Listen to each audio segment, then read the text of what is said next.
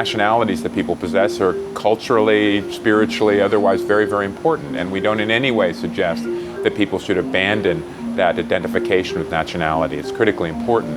But also, though, in order to fully realize the benefit of ASEAN as an economic grouping, we need to sort of come over the borders a bit. We need to think about how can you take people who have expertise, have training, have education, have skills from one country. Number one, allow them to work in other countries where those those skills may be needed.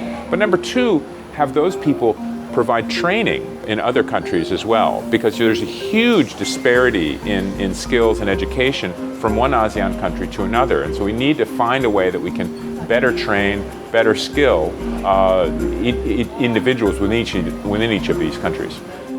One of the things that a culturally sensitive or an internationally sensitive manager really has to be able to do is be able to listen to other people, to observe both the non-verbal and the verbal way that people express things.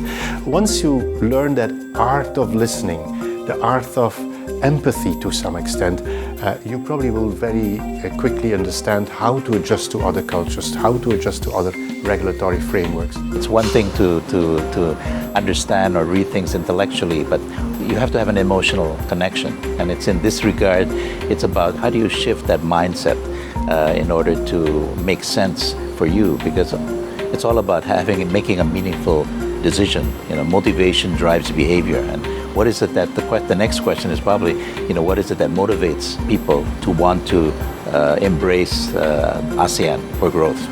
It's good to be integrated, but integrated in what sense? So one has to define this. Fully integrated, I think that will never happen. So we should be looking at integration of sorts rather than full integration, because I don't see that happening.